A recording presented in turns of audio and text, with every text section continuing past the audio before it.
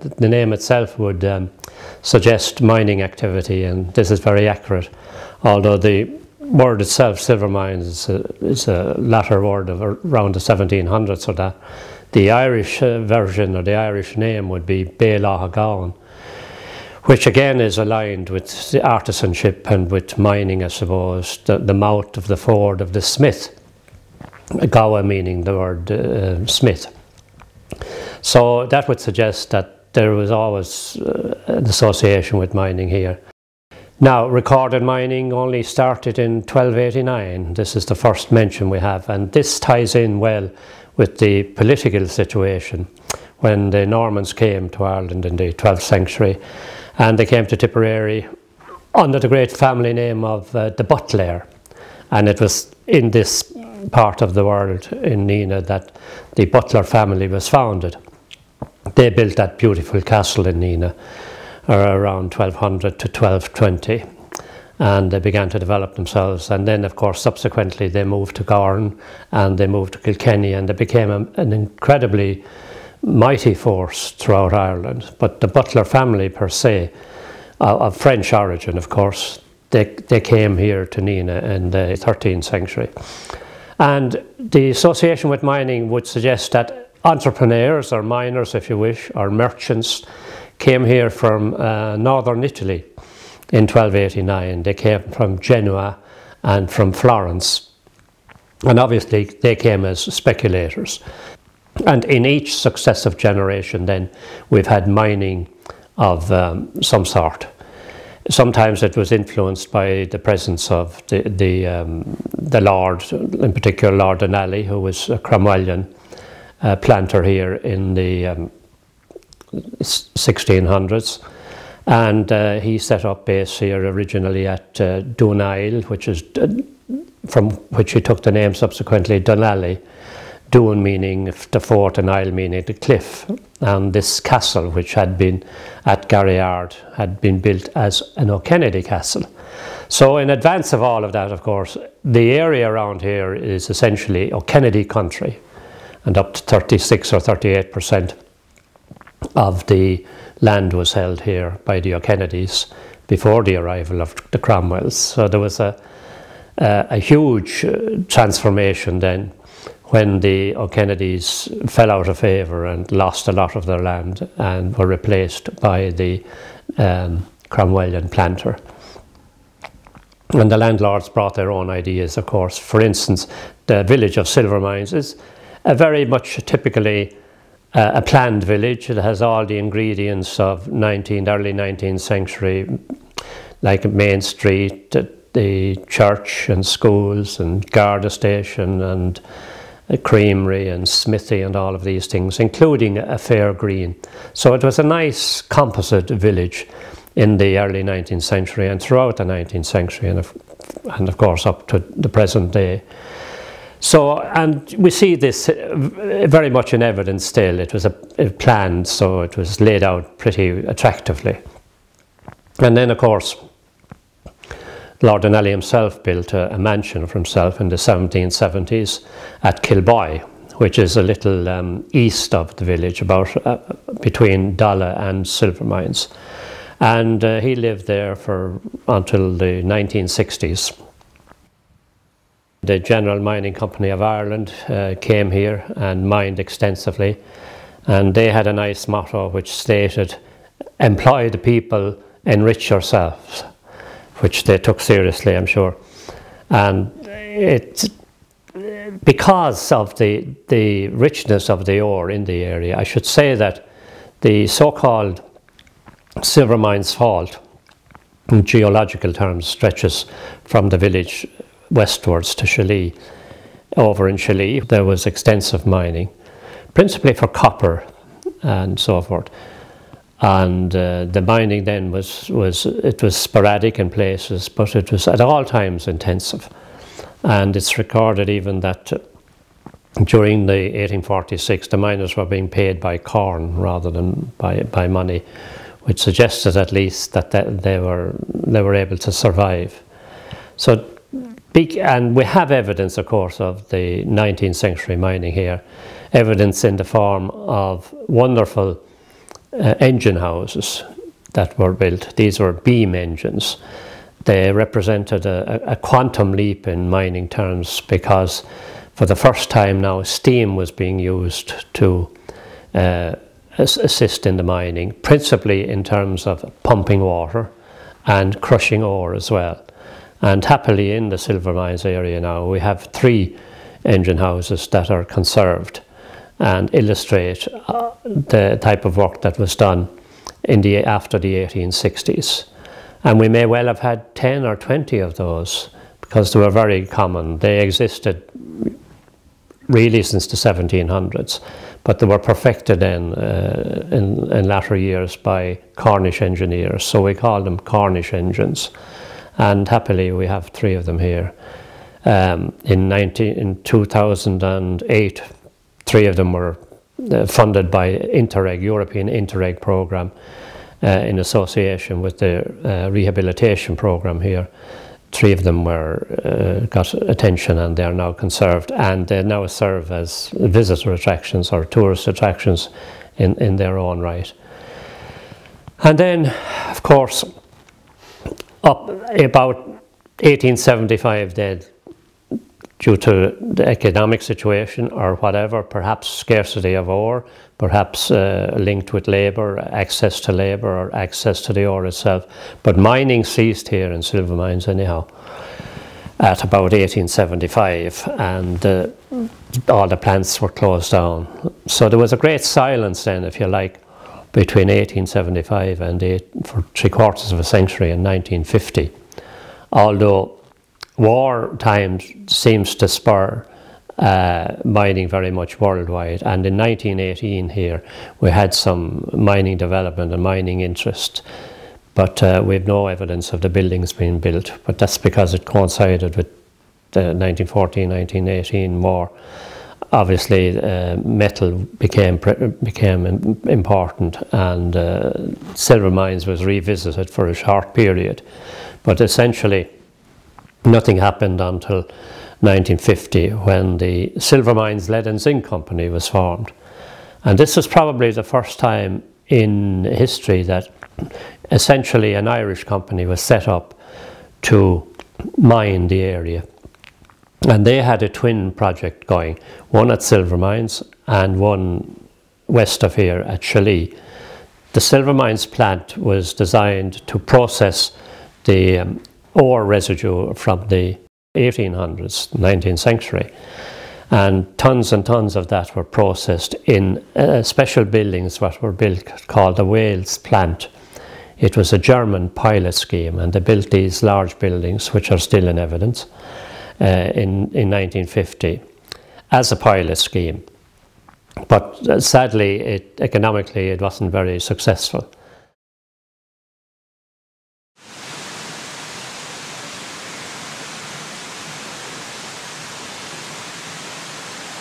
The lead mine was progressing in Tralee, and they worked around the clock in Tralee, produced mining lead, revisiting, if you wish, many of the works of the 1800s. And this would not be unusual in mining, because mining is very transient and it's very temporary, and it's dictated, economics of it are dictated to by war situations, the demand for ore, access to the ore itself, technology of course, and labour costs.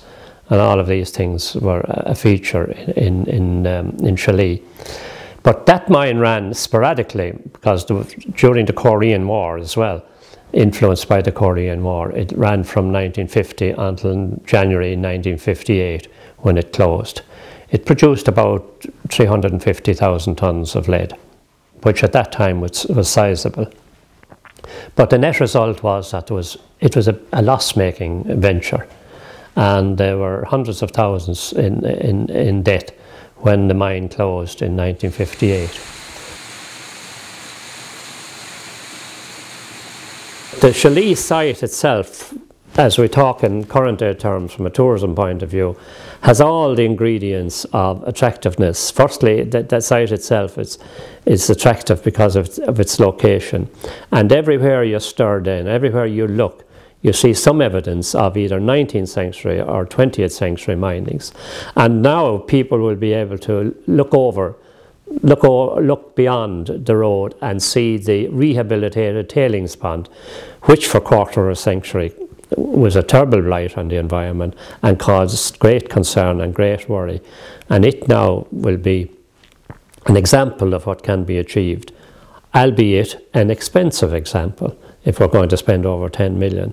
So from the academic point of view, there's a great story here. There's for scholars who wish to come and examine the social history, the mining history, the environmental history of the place. So we have much to offer in that respect, and to ensure that many of the mistakes made in Silvermines won't be made again. And they won't be made again, because planning is as such now that Galmai and Lisheen, for instance, near Thurles, is producing the same ore really as Silvermines, but under much different conditions, with a 20-year gap in between the planning permission of the current day and the permission that never existed in the 1960s.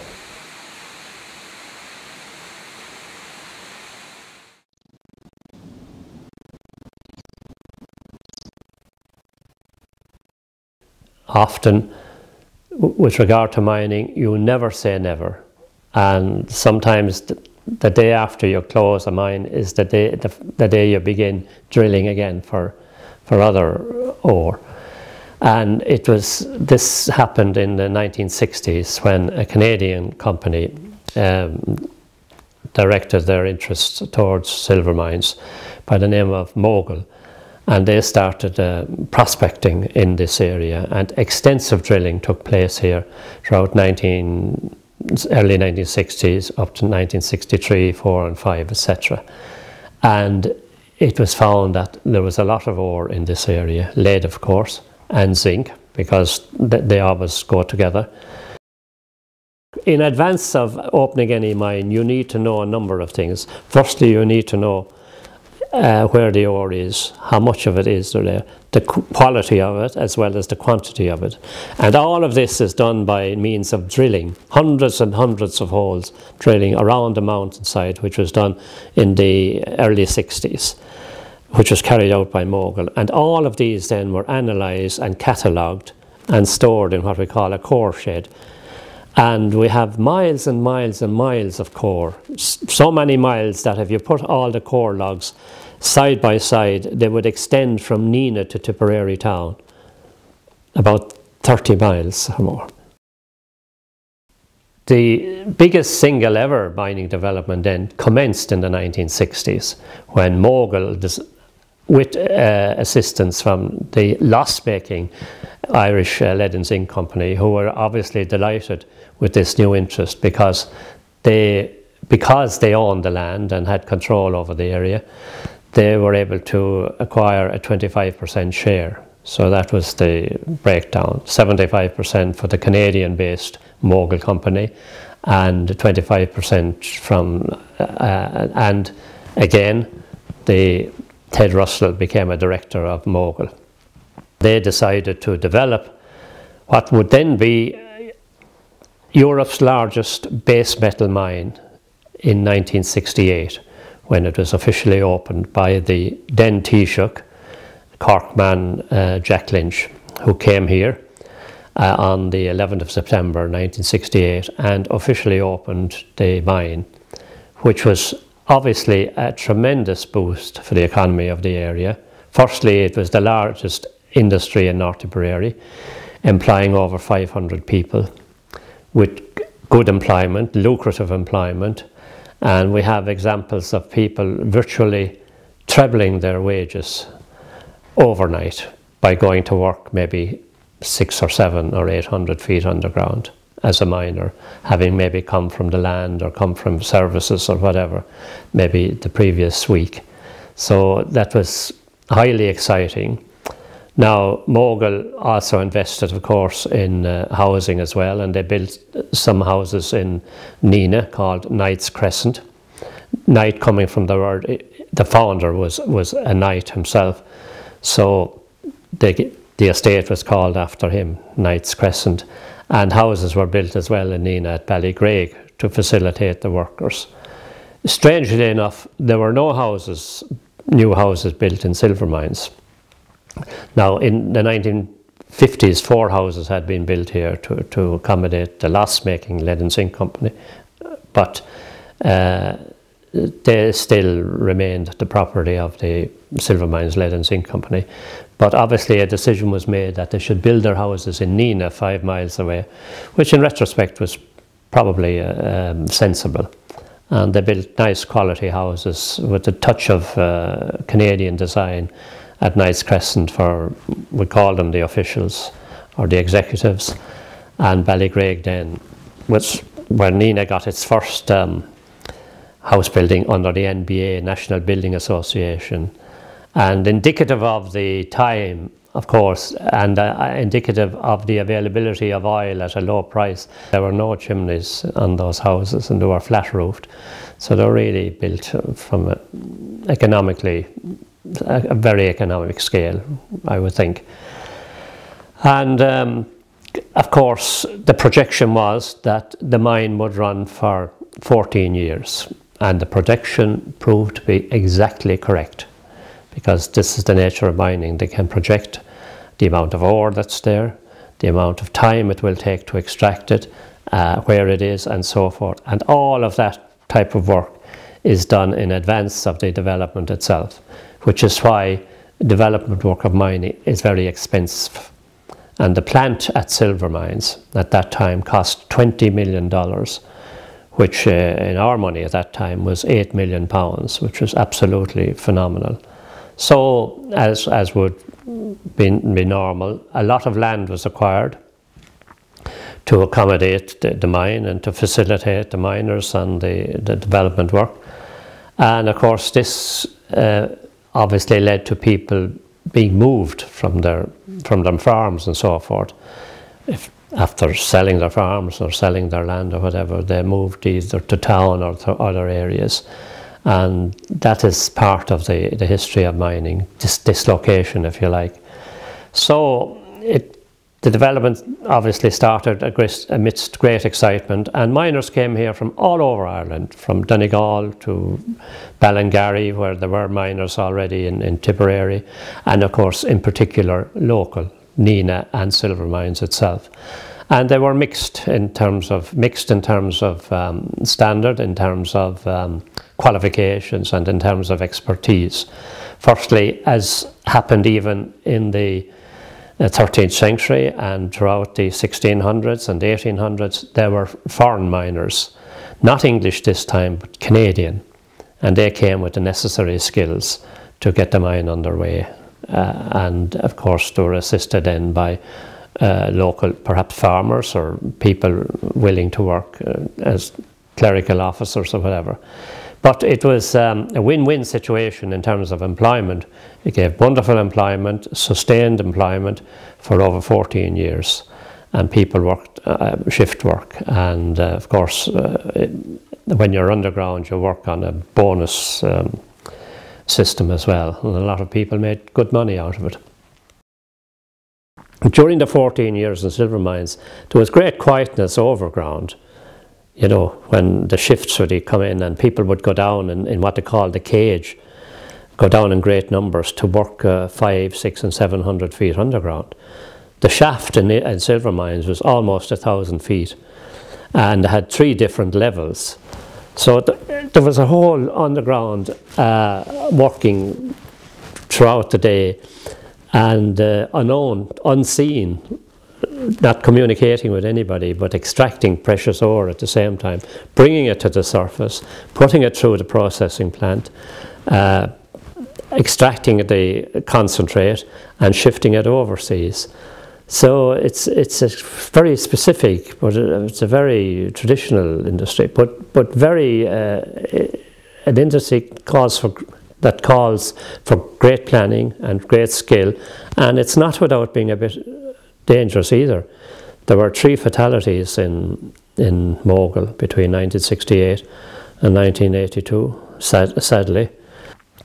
And then they were producing large quantities of ore. They were mining 3,000 tons of ore daily, from which they extracted 400 tons of what we call concentrate. Now the concentrate is the finished commodity in terms of the mine, and it's then shipped to smelters around Europe. In our case, the ore was taken by rail because CIE in the 60s had developed and built a spur railway to accommodate the mining.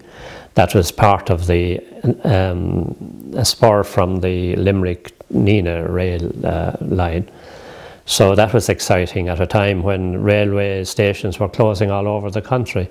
Here we had Silvermines village getting its own new spur, and so the ore was taken away, 400 tons each day, by carriages to Foynes, to the port of Foynes in County Limerick, where it was shipped out to the smelters in Germany and elsewhere.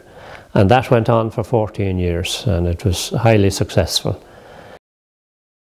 Then at the end of the 14 years, you see, the mine closed, and of course there was a terrible downturn then, and despondency and so forth. But traditionally, of course, looking back down the generations, that's the nature of mining.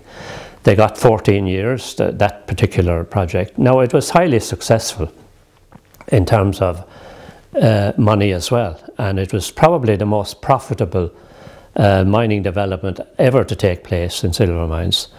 And of course there were great spin-offs in terms of employment and so forth, and many people made great use. In particular, I suppose farmers and smallish farmers made great use of the money, because they worked in the mine during the day and they were able to farm their farms and develop their farms as well. So it had a wonderful beneficial effect from an economic point of view. But the aftermath then, after closure of course, when the dust settled, and the dust didn't settle, people began to realize that there were problems, and there were environmental problems which were not very manifest during production. For one thing, the so-called tailings pond, which had been built to accommodate the waste of the mine, that was built at the start of the mine, a 50-acre site near Gortmore, had been used, if you like, to accommodate 50% of the waste, which is normal with lead and zinc mining, that you deposit 50% in a tailings pond and you backfill the other 50%. So consequently, over a period of 14 years, you had a great build-up of mining residue, which of course was highly toxic with the high lead content and so forth. And sadly, it was developed and deposited into a pond that didn't have any proper environmental control. In other words, there was no lining on it to prevent the seepage of polluted water and so forth. And it transpired, of course, that the area and the adjacent Kilma-Stuller River was heavily polluted. But the real problem came in the aftermath of mining, about a year after closure, when, because there was no liquid intake, the pond itself began to dry up, and the prevailing winds then of February and March began to blow, and it began to blow this dust around, which had capacity to penetrate into people's houses and attics and so forth. And it caused great concern and great annoyance and great sorrow and great worry to people, because firstly it's toxic dust, and secondly it seemed to be virtually impossible to control it. And thirdly, of course, by this stage the company Mogul had left the site, and they were no longer interested in, or apparently interested in, rectifying it. Because during production, nobody spoke out, or hardly anybody spoke out about the dangers of it, and nobody foresaw that in a short period after the closure that the mine would cause such trouble. But it did, and it caused serious trouble. And then the locals organised themselves, meetings were held, deputations were made, the local authority, to the mining companies and so forth, And that went on year after year after year. A small amount of remedial work was carried out by Mogul, now Enix, incidentally, who had assumed all the responsibility of the Mogul operation. But it was minimalist and it was ineffective, and the problem continued until 2007 or 2006, I think, when eventually, after continuous lobbying for nearly a quarter of a century, the Minister Noel Dempsey, agreed, as Minister for Natural Resources, he agreed to fund a major rehabilitation programme, which would cost over €10 million. And that was obviously great news for the locals. But it took a quarter of a century, really. So they put in place then a 4-year programme that would rehabilitate 6 chosen sites, the principal one being the 150-acre site at Gortmore. And that now, as we speak here, at the end of 2009, is approaching completion, and will rank as one of the great success rehabilitation projects ever carried out in Ireland. Indeed, it should be said that this is the only mining site, Silvermines, to receive funding from the government for a rehabilitation programme, because the environmental record of mining in Ireland was pretty dismal and very damning. And it's only until, even though we've had the Planning Act since 1963, the Silvermines mine opened in 1968 without any planning permission, without permission being sought or granted. So we have a bad record in those terms, and we are paying the price now with spending over €10 million on 6 different sites around the village. But when complete, it will give a new beginning really to the Silvermines area, because the tailings pond will be vegetated, and the other sites as well will be cleaned up. And this is good news. So it enables then the community to direct their attention towards things like heritage and tourism and so forth.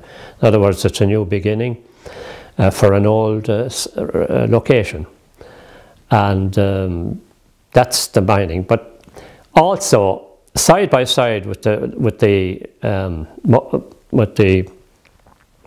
Mogul mine, is an open cast, or was an open cast mine operated by Magobar, and they developed an open mine in 1963, which ran for 30 years until 1993, extracting ore, and they were extracting barytes. Now, open cast mining, of course, by its nature, is very intrusive on the environment, because you extract an awful lot of soil and material, which you discarding well over 90% of it. So consequently, at the end of a 30-year period, you're left with 2 distinctive things. One is the great deposits of mining on the landscape itself up along the mountain, and 2 then, of course, the massive hole that results from having extracted mine for 30 years. So you're left with a 200-foot pond virtually, which is of virtually no use to anybody. So that closed then as well in about 1993, and that really concluded the mining episode of the 20th century, and mining hasn't occurred here since. But we are left with serious challenges now. Firstly, to complete the rehabilitation programme, and secondly, to seek out a new usage and a new beginning. But meanwhile, the great story and the great heritage of the area survives, and this is of special interest to students and to visitors and so forth. And that will enable us now to focus our attention on giving a better image for the area and making the area more attractive and so forth. A proposal outlining the development of the megabar site. Bear in mind now, this is a huge 200-foot deep hole extending in area to maybe 50 acres, which had been developed or resulted from the mining on the side of a mountain 600 feet above sea level. And people certainly got the idea that it would make an ideal site for a dump, a landfill if you wish. And this caused great concern within the parish, and people set about opposing it. So there was a great campaign was launched. A public meeting was held, as would be the normal, in the hall organised by the local parish priest, to formulate a campaign against the development of the landfill. Now, it was probably going to be one of the biggest landfills in Ireland, and it was proposed that it would, by year 7, be capable of taking 450,000 tonnes of waste per year. Now, when you consider that a normal county dump might take 30 or 40,000 tonnes of waste a year, you get an indication of the magnitude of the development. And it really caused a great concern, and people were very unhappy with it because it was just a kilometre from the village church. It seemed unnecessary. It seemed, certainly it was unwarranted from the locals' point of view, and most certainly it was unwelcome from the locals' point of view. But nevertheless, planning application was formulated. And of course, to develop a dump of that magnitude, or to develop any dump, you need two things. You need a license, number one, and you need planning permission for the structure. In Silvermines, there was a third dimension to it, to the planning application, in that you would also need a license to dewater or to empty the this huge pond. And that was the first application sent in by the environmental company who were proposing the development. And North Tipperary County Council granted permission to dewater the site, and obviously this gave great comfort to the developers, and it also kept the notion of the landfill alive. But the campaign itself opposing it was very massive, really, and very widespread. And on one occasion we had 1,500 people attending a public meeting in Nina when when people simply objected to it. There was also an additional aspect to it. We felt, or the local people felt anyhow, that it was above the norm in this respect. For centuries, the local people of Silvermines had accommodated miners and mining development, and some cases, as I've already outlined, extending to parting with their land and selling their land and so forth.